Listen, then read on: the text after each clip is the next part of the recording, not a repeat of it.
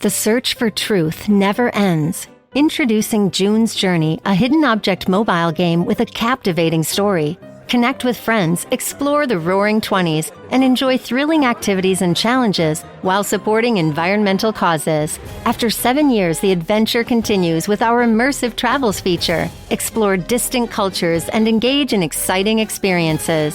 There's always something new to discover. Are you ready? Download June's Journey now on Android or iOS. Interrompemos esse podcast para perguntar: quem você quer ser? Designer, engenheira, pedagoga, administrador.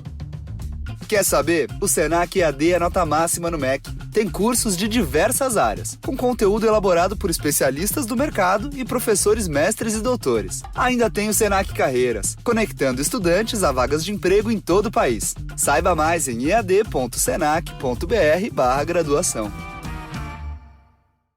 Meu nome é Cairo Santos e eu sou o kicker e único brasileiro jogando na NFL. Cada chute, cada jarda conquistada, cada passo me levou para mais perto dos meus sonhos.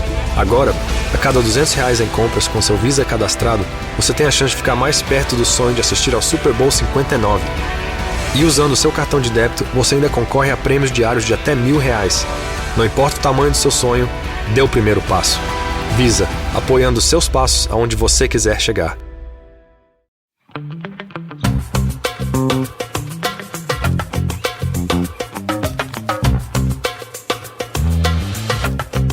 This episode of Don't Blame Me is brought to you by HelloFresh.com, and you guys can use the code BLAME30 to get $30 off your first week of deliveries. So go to HelloFresh.com, enter in the code BLAME30, and get $30 off free delivery, and go get you some food.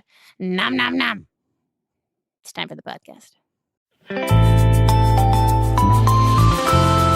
Hello, everybody, and welcome to episode 2 of my podcast, Don't Blame Me, with Meghan Rienks, which I feel is going to get real redundant real fast that I keep saying my own name when I say it's with me, and you know who it is because you've already tuned in, and if you didn't, welcome. Follow me on Instagram. It's cute.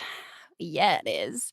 Okay, guys, I'm super excited. Episode 1, personally, not to toot my own horn. Oh, God, I think it sounds great. I feel like I'm a real podcaster. And every time we record, I think I can suddenly be on like a Chainsmoker song because I think I have a great voice for radio. So if I'm going to, give up this whole acting thing. But, I mean, I got a nose job. I shouldn't give up the whole acting thing. I'm trying. Ooh, okay. Well, episode 2, it's time. So for those of you guys who don't know, Don't Blame Me is my advice podcast where I give absolutely amazing, life-changing, stellar advice that's going to help you get a job, get a boyfriend/girlfriend, and make $1 million. With a little asterisk at the end, which is me saying that I can't promise any of those things. But basically what happens is you guys call my number.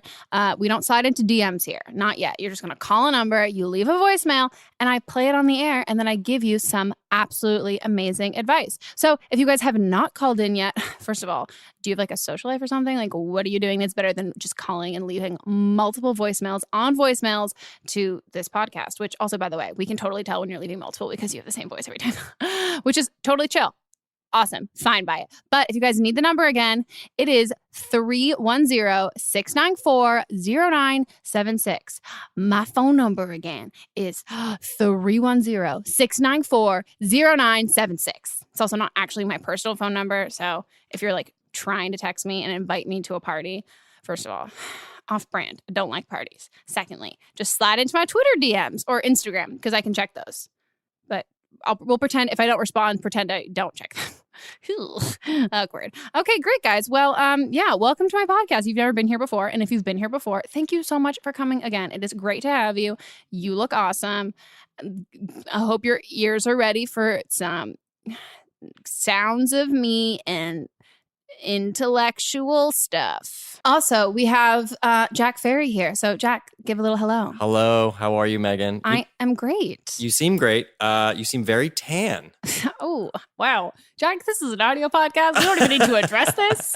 Well, for those of you listening at home, how would you describe the color of your skin right now at this moment? Ooh, like Donald Trump got it down with an Oompa Loompa and you dunked him in a mud wrestling match. Yes. And he lost a mud wrestling match. That's what I look like. Okay, guys, we're recording this before Coachella and I'm getting ready and I have a spray tan and like I just had to get a spray tan at an awkward time of day, but like I thought we weren't going to address it because this is not filmed on full screen. Yeah, you're just going to have to imagine it for now. Until, you post all those Coachella pics, which actually this will come out after Coachella. So this will. We'll all have enjoyed the benefits of your spray tan, I guess.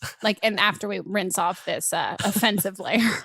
But you've had a very busy week. I noticed when you read the phone number just now, you weren't wearing your glasses. I was not wearing my glasses and I was not wearing my contact lenses. I got LASIK. I paid a doctor, Dr. Lee, who is literally my number one homie. He is so funny. I paid him to use lasers to slice my eyeballs open. And in case anyone wants to know, the word that they use, which, yes, is the medical term, is flaps, and they peel back the flaps. I asked early on if we could refrain from using those words together because I never knew I had such a disdain for them. But turns out when you're talking about my eyeballs and what you're going to do to them while I'm awake, I really did not enjoy it. So that must have been so weird. It was really weird. And they gave me one Valium, and I was like, wow, this could be part of my morning routine. Like beauty guru morning routine Meghan could pop a Valium with like her ADHD meds. And then they were like, hey, are you ready? And I was like, no, this seems like I could conquer Target alone. Like I can't, I need more. And so they gave me a second one, in which case I was hoping to be like as placid as like a still body of water. And I was not. I was still pretty anxious, but I was anxious, but it was also, I was anxious like walking through Jell-O. So I couldn't like have any sudden reactions. Did it hurt? It didn't hurt. It was uncomfortable. So they have like two machines or whatever. And the first one is like the lasery one. And it's just like a lot of bright lights, and they put numbing drops in your eyes and they clamp your eyeballs open, but you don't feel the need to blink, which is weird. And then they like move your like blind ass over to the next seat and you like lay there. And then they do this other stuff and it feels like they're moving your eyeball around with water in your eye. And it's just uncomfortable. And then you're like, whatever, it's cool, it's fine. And then you get home and what they don't tell you is like it feels like you have like 5 contact lenses in backwards in your eyes the whole time. And I should have known it was going to be terrible, or the recovery would be terrible, when they were like, oh, we have these numbing drops you can put in every 5 minutes. And I'm like, if you could put something in your eye every 5 minutes, it's because like I can only withstand 5 minutes because I'm in so much pain. And so then I took a sleeping pill and went to bed. And my boyfriend is apparently the worst nurse in the entire world. And he was annoyed with me the whole time. And yeah, it was terrible. But I'm fine now. And then the next morning I woke up and I was good. Okay, guys, enough about me. Let's talk about you. Let's get into some calls. So I've been having issues at work. My boss doesn't seem to really like me very much. It's like I'm not appreciated at all. And I think she thinks I'm weak because of my inability to say no. I'm like a yes man. And it's really hard for me to stand up for myself because on one hand I want to, and I want that respect, but I'm also afraid that if I do stand up for myself, it might piss her off. Like, I don't know, it's like this very delicate balance, and I'm always walking on eggshells, and it sucks because it's my first big job out of college, and I really like the company. I just don't get along with my boss very much. I'm an outgoing person. Never had an issue getting along with anybody before, but I know she doesn't like me. It's not just in my head. Others have noticed as well. Okay, some people are just not going to like you, and those people can also happen to be your bosses, which sucks. And I will also say, let's think of The Devil Wears Prada. Miranda Priestley didn't like Andy because Andy had potential. Maybe you have a ton of potential and she just doesn't want to like stroke your ego and like make you get all big headed and you're actually really talented. Or on the other hand, I wouldn't say maybe you suck at your job, but I understand being a yes man to the point where like maybe if you're saying yes to too many things, you're not doing anything really that well. No offense. Like, don't hate me because like you called this podcast, which means you like me and I really don't want to piss you off. I mean, I want to just be like, fuck your boss, but like I also want to help you. So I think if you say yes to too many things and you can't actually accomplish anything, I think you have to say yes within reason. So being able to say no to things that you know you won't be able to get done in a way that you're proud of. So I think if you're putting out work that you're proud of, I think that's all that really matters. And at the end of the day, yeah, you're not going to get along with everybody and you can't please everybody. But I think having a backbone is different than kind of being difficult. So I think if you know the scope of how well you can do at something, I think just like stay true to that. And if you're saying yes to stuff and it's turning out kind of crappy, like don't put forth work that you're not proud of, because I think that kind of shows that you're kind of biting off more than you can chew, which I don't think like superiors kind of appreciate, just because you can also delegate stuff to other people. And I think also, I mean, I wouldn't like fight back and be sassy, because I could say this being like a reverse psychology kind of thing where like she's being mean to you and like wants you to fight back. And then when you fight back, she's like, oh, you're fired, you suck. So I wouldn't necessarily do that, because that could be absolutely terrible. But I also think like don't necessarily be a kiss ass, but don't be a bitch. So like find that really good happy medium point of being like, I'm strong and I'm confident and I'm cool and I'm doing my job really, really, really well. And I know what my limits are. But I'm still going to be nice to you without just being like, oh my God, I love you. Like, let me kiss your butt, actually. So I wouldn't do that. And then also just like, I mean, sometimes bosses suck. One time I had a director yell at me. Jack Ferry, by the way, this is not about you. You didn't do this. I was trying to let you know that, because Jack Ferry directs stuff that I'm in. Jack, you didn't do this. It was a different director who she like hated me, and everyone knew she hated me. And at first everyone said it was in my head. And I was like, no, guys, she literally hates me. And they're like, no, Megan, it's like, you're reading too much into it. And I was like, no, she hates me. And I remember I was doing a scene, and she was the door was closed, and she was in Video Village, which is basically like where like the directors and stuff like watch what you're doing through monitors. And she kept screaming it to me through all those doors while I was doing my scene, saying like, make me believe you. I don't believe you. And I was like, oh my God, you're literally the worst. You're so terrible. And I remember I was like crying, and it was awful, and it was super, super sucky. And like, to be honest, it didn't get better. It was like the worst 3 weeks ever of having like this terrible experience. But I got through it in the end, and it was fine. But sometimes you just have to deal with people who like don't like you who knows? So you can't really make everyone like you. But I think if you can make the work something you're proud of, and so she can like dislike you for any sort of like social reasons or whatever, but can't dislike the work that you're doing, that's really all she's there for. She's your boss. It's like that sort of thing. And then I just don't let that get you down, so you can make other work friends, and you can band against her and get her fired. I'm kidding. Don't do that. That's really bad advice. Let's go to the next caller.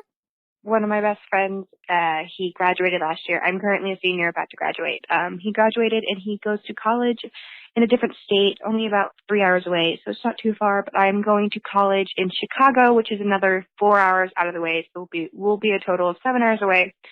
But I have recently discovered I have feelings for him, which makes things complicated, because and all my friends think he has feelings for me just because of the way he acts around me. But I am kind of scared to like confront him or like talk to him about it, just because he is one of my best friends, and it's like kind of terrifying to talk to him about it, because what if he doesn't and I just make a fool of myself?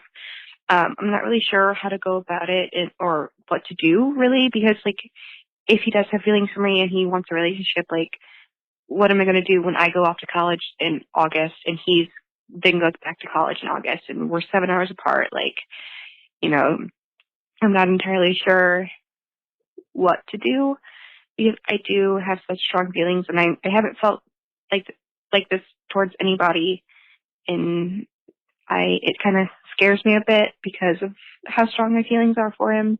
He's had a long distance relationship in the past, and he didn't like that relationship, but I don't know.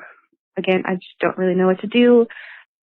Sit on it until after your first week of freshman year. College is really, really, really fun. And that's coming from someone who hated college and dropped out after like a year and a half. 7 hours of a long distance relationship, I think, is doable if you've been able to start your relationship not long distance.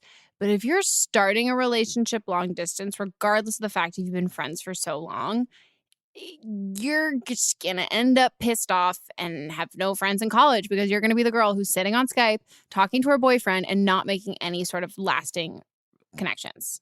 Also, I just lost a subscriber by saying all of this. And I'm not trying to say this to be like mean or blunt or whatever, but I think something that happens, especially when you have like friends that go away to college or friends that move or something like that, you tend to, if you're not spending all of your time with somebody and you're just seeing them in spurts or just like over text and that kind of stuff, it can kind of romanticize your feelings for them. I think if it hadn't happened for you guys when you're both like together in the same like town, school kind of thing for a relationship, I don't necessarily think that, like it's only harder now. Like it would have been easy. Not that I'm saying like the one that got away, Katy Perry style, but I would say explore college on your own. Maybe, okay, give it like a couple weeks at school. That's a lot. Give it like a semester. And if you have not met like a hot dude that you're like, I'm super down for you kind of thing, then maybe go for it. But it's also like your senior year. Obviously, you're like super done with all of the guys at your high school and you're pretty much done with all of that. And so you're going to like kind of latch onto feelings of a good friend who you've always had like a what if possibility about. But like you're going to go to college and it's going to be like beyond a new, like, it's not even going to be like a sea of fish. It's going to be like a freaking buffet of man candy for you to, swoop on your plate and get like firsts and seconds and all that stuff. And you don't want to be the person who's like on a diet at like a Marie Callender's buffet. Like that's terrible. So get the freshman 15 and boys in your twin XL bed. Okay, guys, we're going to take a quick break. I need a power nap. Kidding. No, it's just actually a really quick break. So we'll be right back.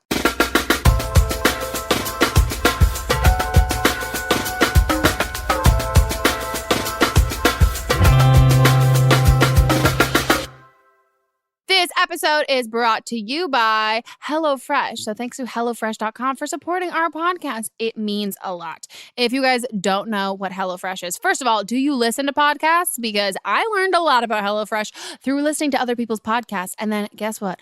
I got HelloFresh delivered. Hey, I've officially made it. I'm a real podcaster for now. HelloFresh is a meal kit delivery service, which makes you feel like a chef adult. Which, I mean, okay, for me, I feel like the demo is usually people who are like, oh, I don't really know how to cook. I know how to cook. And you know what's fun? You can have different difficulty levels, but it's a fun way to get involved in the kitchen with people who might not be great at cooking. My friends helped me cook a couple of meals, and I was personally very impressed by their skill level because they usually never help participate. And it's usually me doing all the work. But this time, I got to delegate some of the work. Who doesn't love that? And HelloFresh is now offering light spring meals. And guess what? They now have breakfast, everybody's favorite meal. And if it's not your favorite meal of the day, I don't trust you. And I actually recently have made a lot of things. I made a gumbo, which was delicious.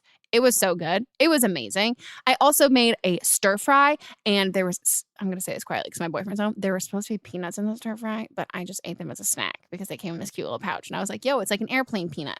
And I just ate it. And like, he didn't even miss it because he didn't even know they were there. So not only can you make like full blown meals, you can like steal some ingredients if you're going to make it for like other people later. And they will never know. And all of this amazing food, gumbo, whoa, stir fry, whoa, all of these other delicious things that are amazing, but I made those too recently. That's why they're on my brain. They can be for less than $10 each. So HelloFresh is giving you guys $30 off your first week of deliveries. $30 is like a real amount of money. That's like the kind of money that you wouldn't be like, oh, I'll let it go through the washing machine. That's like $30. Like, yeah, that's a new top. That's like, you know what that is? That's $30 off delivery for HelloFresh. Yeah, it is. So use the code BLAME30 to get that $30 off because we all love saving money.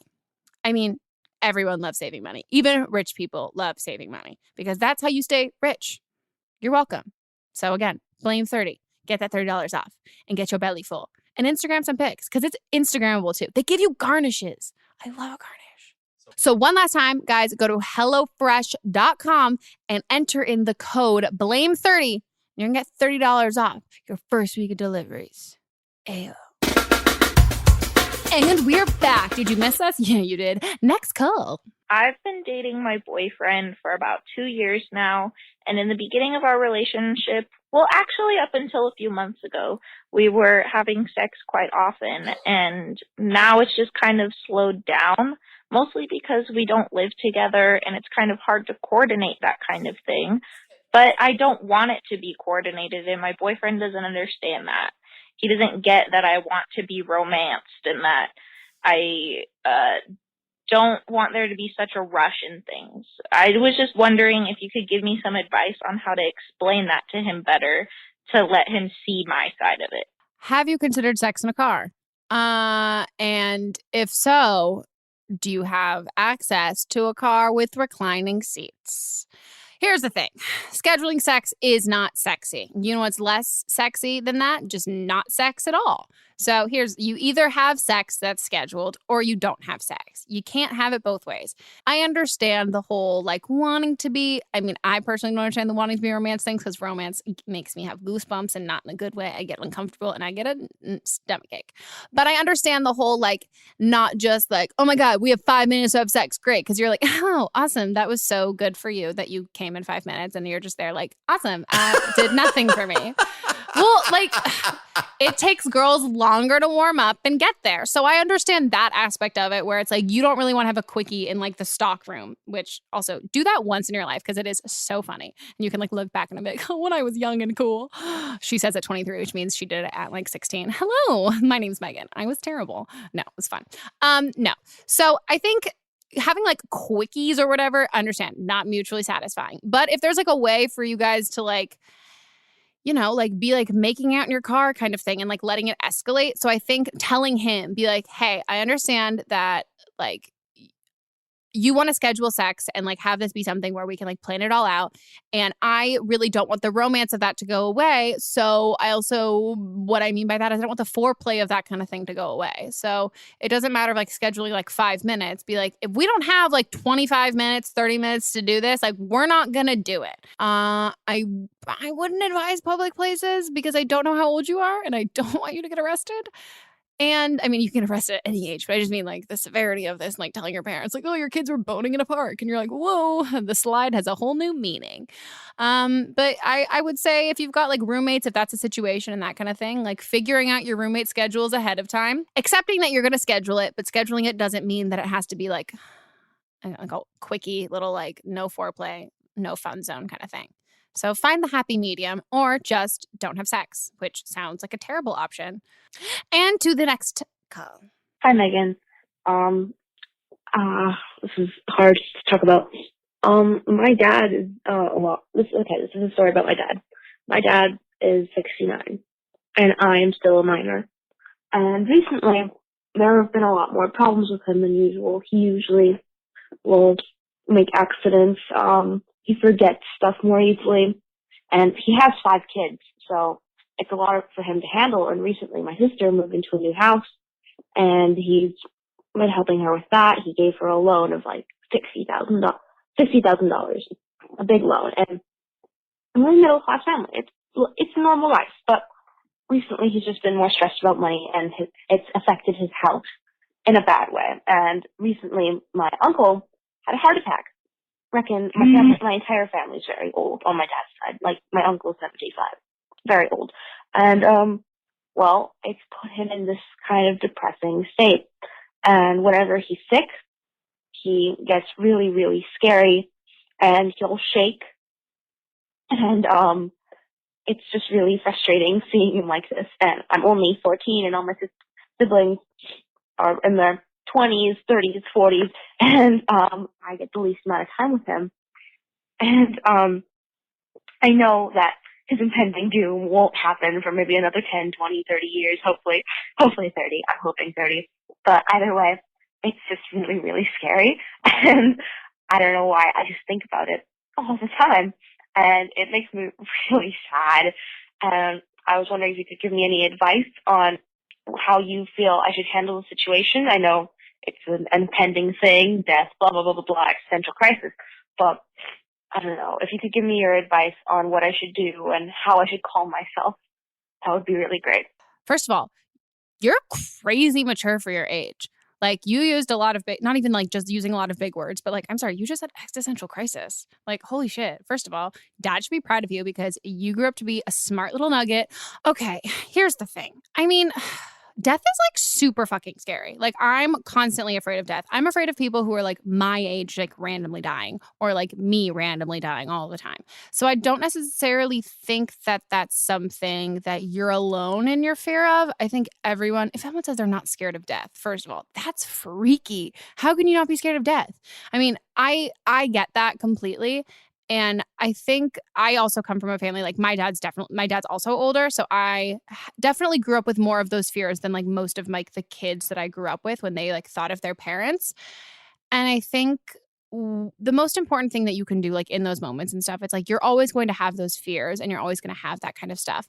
But I think something that could be cool is I actually got my dad this book forever ago that was like stories of like my dad's life or whatever. And it has all of these prompts for your dad or whoever in your life to like write like stories of their life. And it's like my first childhood crush was, and explaining all of this kind of stuff. So I think that's a really cool thing to maybe, even if it's not in those specific moments, but giving that to him and sitting down with him like once a week or something and having him write those kinds of things down with you and being able to tell you stories, or even like recording audio stuff like that on your phone, or recording more videos and like making a point for yourself to like make home videos with you and your dad and that kind of thing, and having that stuff to like look on anytime you start feeling scared or something like that. Because I think there's no way to really squash that very natural human fear of death, but being able to instead have like a video of you guys to like look at, or like oh, I want to ask my dad this question of something like this, and like kind of have those things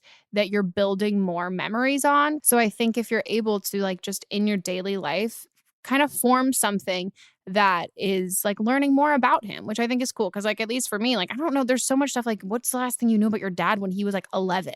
Like those kinds of stories and stuff. And like, once we get older, we start to appreciate the kind of like past that our parents have lived and all of those things. And I think having something that you can create to look on, but like you'll have something to kind of work on in those moments when you get like really nervous or scared of something like that. Scheduling specific time with him, like once a week you guys go on a walk and you don't bring your phones and you just like hang out and talk. I think if you fill your time with him with more intentions and less just like chilling out kind of thing, and if you schedule those sort of things and you spend like quality time with him and go out of your way to do that when it's just like you two, I think it makes those like scary moments a little less scary, because it doesn't feel like your only moments together are kind of the scary ones, if that's possible. And we have the next caller. Hi, my name is James Leahy. I am a visually impaired 24-year-old who will be moving back onto a college campus in the fall. I am thirsty as fuck. It's been almost 4 years, and that can be hard when this is the first time not having sex for so long after having sex. And so when I get back on campus, I'll be able to meet girls, because I'm into girls. Well, I'm into everybody, but I want a girl.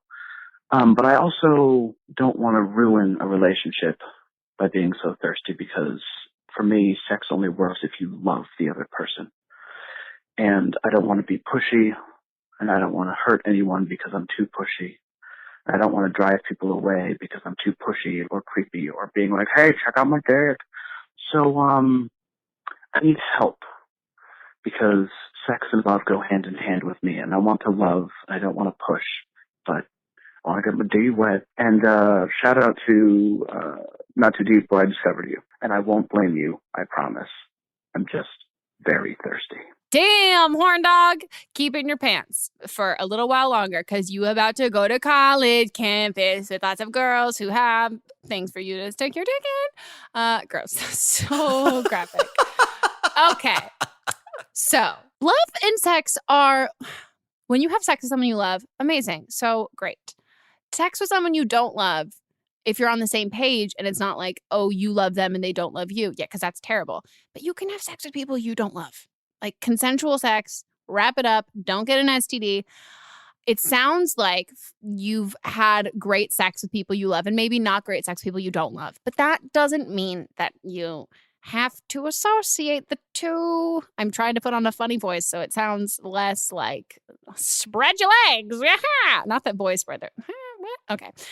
If you've got this like crazy horn dog thing going on for you in your life right now, and like your right or left hand is not doing it good for you, and you want like a girl or whatever, I think get that out of your system first before you start like looking for a girlfriend. Because if you're like looking for a girlfriend and looking to fall in love to like have sex with someone, oh my God, that's so much pressure. Also, there's a lot of pressure on the girl too, not just you, but it's also like gonna potentially have you lower your standards in things that you're gonna actually like stop looking for things and not like, she's got a vagina, check, great, I want to date you, waff me up, or husband me up, one of those things. Get the sex out of your system, because no matter what, the person you love and the person you end up with, you're gonna have great sex with. But you can also have like fun, cool, weird, experimental, strange sex with people that you're not in love with. And then by the time that like your dick is tired and you're like, I need a break, and you can like meet people for their personalities and appreciate them for like who they are as a human and not just for like a warm orifice to like stick your dick in, you're actually going to like have a lasting relationship that's not based on the fact that you're like, hey, want to be my girlfriend? Great. Let me rail you. Enjoy other vaginas until you are ready to fall in love with somebody for all of them, not just their anatomy. And also condoms, please, because you sound so horny. Don't get anyone pregnant. Like, don't get anybody pregnant. And you also sound funny. So, like, just be your natural funny self and panties be dropping. No, that's not like how it works. But, you know. And to the next call. So I may have drunk texted my ex-boyfriend last night, telling him that I miss him, but I also could never trust him, considering that I know he lied to me. But also I told him I missed him because he told me he missed me first. But now I'm scared things are going to be really, really awkward between us when we go back to school and have to be in class together. And yeah, I'm also scared he's going to tell his friends, and I just feel like I really fucked up. Ignore it and then post on all of your social media accounts that your phone got hacked and that you need everyone to text you their new numbers because you don't have anyone's phone numbers because you had to go to like AT&T or Verizon or T-Mobile, if that's still a thing, and you had to like re-get a new like SIM card and all that shit. Lie. Just lie. And if he brings it up, be like, oh my God, yeah, my phone got hacked. Did you not see like on Instagram? Like I just posted about it everywhere. On to the next call. I transferred to a new school this year, and I'm really having trouble connecting people and clicking. I've DM'd a few people on Instagram, but it's really hard to talk to them in person. So if you have any advice on how to kind of get out of your comfort zone and make new friends, that'd be a big help because it's almost end of the school year and I still have no friends. Scam people into being your friend by asking them to help you with your homework. If it worked for Katie Heron, it can work for anybody. This is honestly what I would do in everything. I would always sit next to, okay, it sounds superficial to sit next to somebody who I'm like, you look like my friendship aesthetic. Like, you look like we could be friends. And I would always go out of my way to sit next to somebody like that in class. I mean, if you've got assigned seating, maybe it's a little bit harder. But if you're friends with people and like DMing people and have that kind of ability, I think you kind of just have to like take a gulp of courage and like walk up to somebody and then have an excuse to talk to them. Just make it about homework. Be like, hey, like, are you studying for the test on Friday? Like, I'm like so swamped. Like, do you want to like go do that together? Or do you want to like go to the library or something like that? For me, that's always what I would do when I was like trying to make new friends or like make connections with guys in general, is having an excuse so you feel a little bit less desperate, a little bit less like, hi, my name's Megan. I'd like to be your friend. Like, I have no requirements. Like, be my best friend, please. But if you have it surrounding by like school or an extracurricular, I would definitely go for that. And also just know that, I mean, high school is not really like the movie. Like, people don't hate the new girl. And you've also been there for almost a whole year. And I can guarantee you that people who look nice probably aren't nice. If a girl looks like a bitch, she's probably a bitch. So don't try and be friends with her. But maybe there's some person in your class who's like kind of quiet, who looks like they wouldn't bite your head off if you tried to sit next to them at lunch, and just strike up a conversation about something like that. I think in-person connections are important. I think if you just DM people on Instagram, that's kind of just awkward to like, I mean, do that in conjunction. But if you don't go up to somebody, it's kind of like, there's that girl who DM'd me on Instagram who like won't look me in the eyes. And it's kind of like, well, you got to look at people in the eyes and talk to them face to face to be friends. And despite the fact that it's like the end of the year, maybe there are still some like events or extracurricular clubs you can start going to or signing up for. Maybe even start thinking ahead about stuff to do over the summer if there's not like summer school, because that's fucking terrible. If there's like a school play or something that happens over the summer where you can kind of like make more friends like that.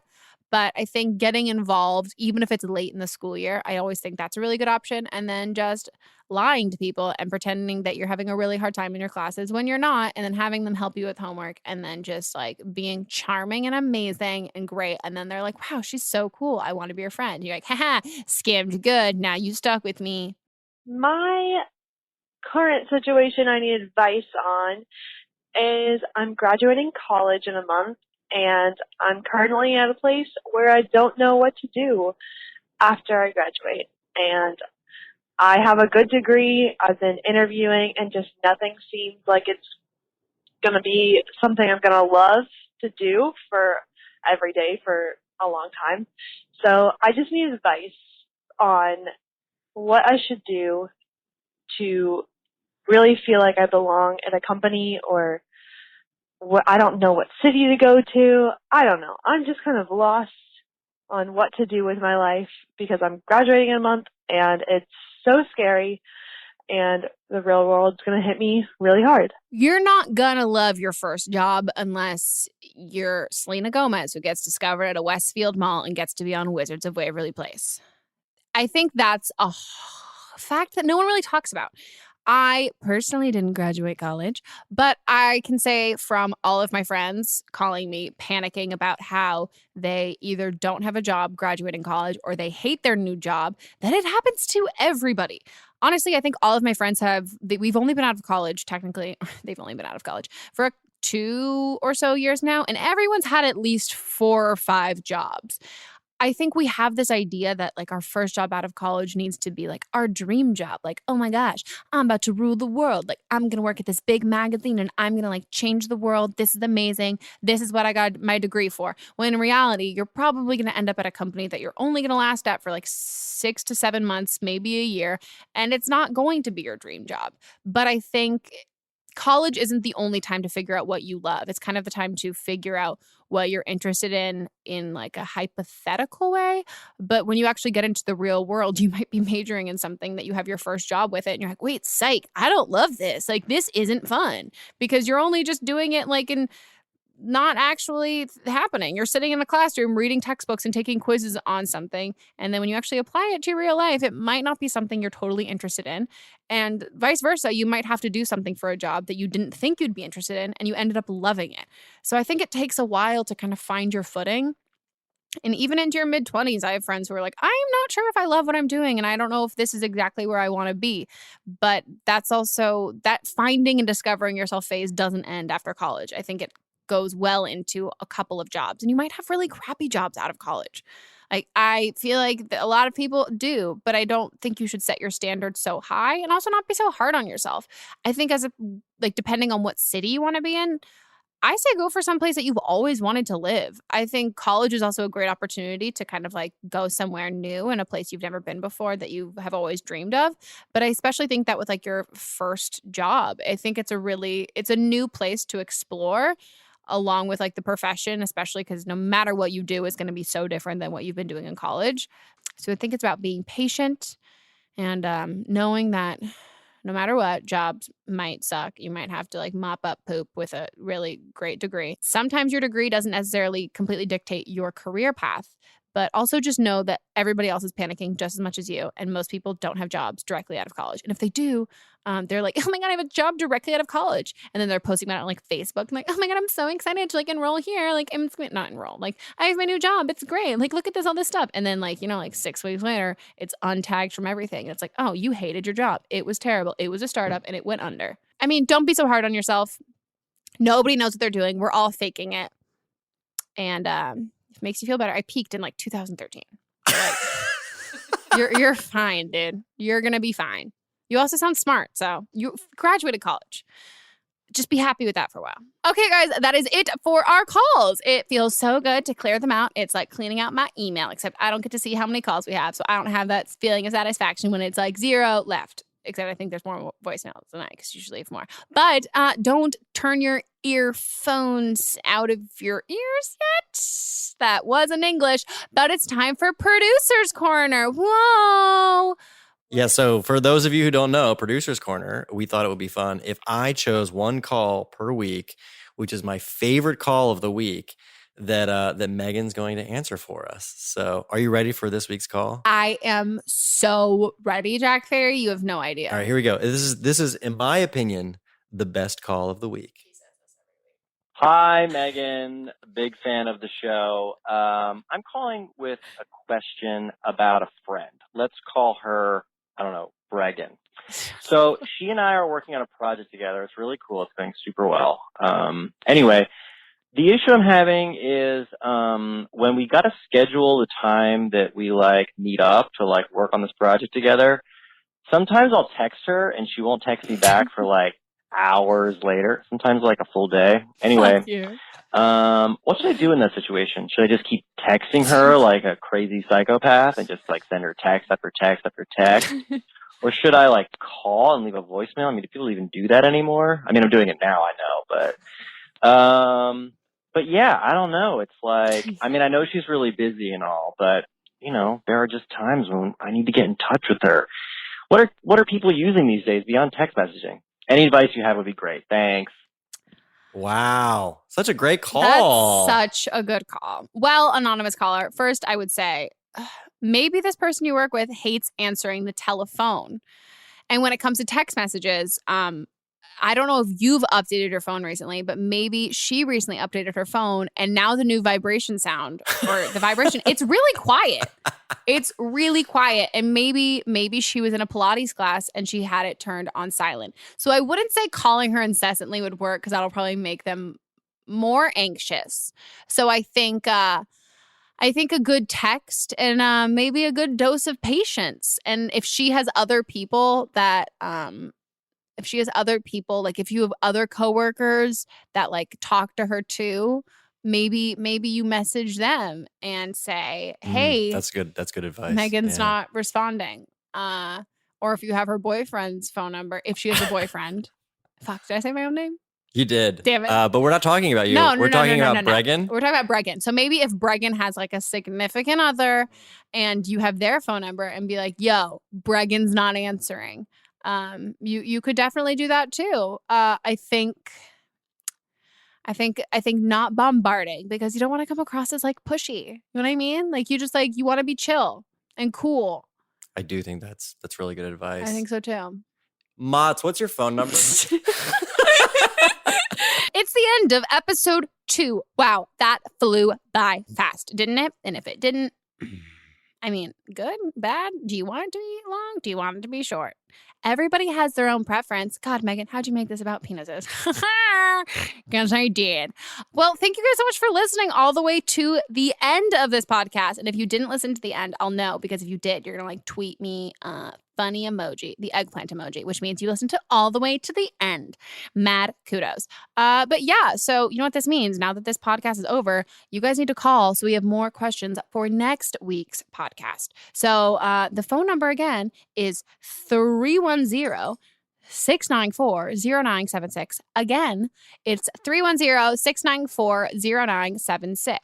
And also, if you've commentary on anything that we talked about on today's podcast, any of these questions, any of these people's lives, this is your open invitation to not critique, but like give your own input. Do you have better advice than me? You don't, because you don't have a podcast where you give advice. Hey, yo. Sorry, still sensitive. We're only in episode 2. I need more confidence about this. I want to hear from you guys. I want to hear if you guys have opinions on this because I do know everything, but I mean, I guess we can hear what you have to say. So if you want to call again with that, you should also just call the same phone number, but I'm going to restate it for you guys in case you weren't paying attention because you're like, I don't have a question. I just have a comment. Now's your time to call. It is 310-694-0976. Should I give it to you one more time? Ew, dirty ASMR sex. 310-694-0976. We want your questions. We want your commentary. We want you to also subscribe to our podcast and rate it. Leave a review because then people can find us. And I'm also getting high on the fact that we have reviews. Like I read them, I refresh them, and the fact that everyone's nice is amazing. And if you leave a negative review, I'm going to figure out how to trace your IP address, and I am going to take away your Pornhub accounts because you're a troll and you should live under a bridge and not listen to my podcast. But you should still listen to it. Just don't review it if you don't like it. But review it if you like it, or lie and make multiple iTunes accounts. Which is actually really fucking hard. Like multiple iClouds, shit, dude, hella hard. But I would love that. It would make me feel really validated and great because all of my YouTube friends are more famous than me. Liza Koshy. Okay, great. Well, thanks guys for listening, and I will talk to you, or I'll see. Olha o contra-ataque aí. Vem que vem o time avançando rápido pela linha de campo. Bola dominada no pé do camisa 10. Ele vai pra cima, passou pelo primeiro, passou pelo segundo. E bateu a grande área, vai chutar. Bateu, é gol! Que golaço, minha gente! A experiência de futebol mais autêntica já criada para os games. Junte-se no 5x5 Rush, a nova maneira de jogar com os amigos e leve seu clube para a vitória. EA Sports FC 25. Dê tudo pelo clube. Já disponível. Hear you in your ears. I'll hear you guys. You guys are gonna hear me in your ear socket, ear canal, ears in 2 weeks. In 2 weeks, I'll be back whispering sweet nothings, except it's a lot of sweet, salty somethings in your ears, giving you the advice that you want, or you just want to listen to me talk, which is same. Okay, bye.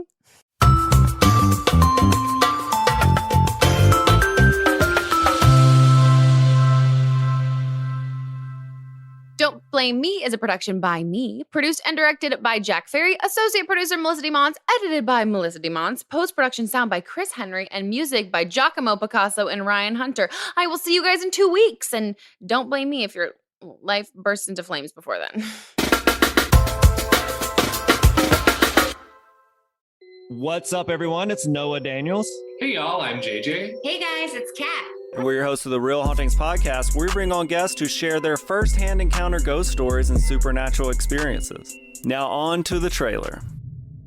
I've been warned to not tell this story, but I think because of the way it ends, it's okay to tell this story, because some people say that with certain entities, to speak of them or talk about them or in any way portray them as powerful will attract them to other people.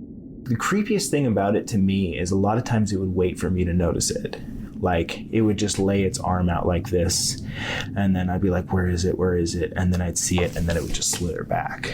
For more information on the Real Hauntings, Real Ghost Stories podcast, make sure you check out Real.fm to learn more about our podcast and many other amazing podcasts. Hi, I'm Jennifer, a co-founder of the Go Kid Go Network. At Go Kid Go, putting kids first is at the heart of every show that we produce.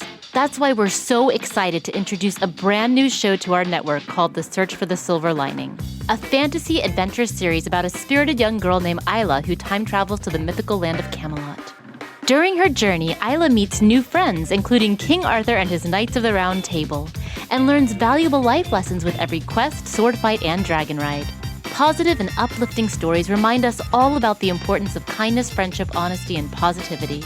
Join me and an all-star cast of actors, including Liam Neeson, Emily Blunt, Kristen Bell, Chris Hemsworth, among many others, in welcoming the Search for the Silver Lining podcast to the Go Kid Go Network by listening today. Look for the Search for the Silver Lining on Spotify, Apple, or wherever you get your podcasts.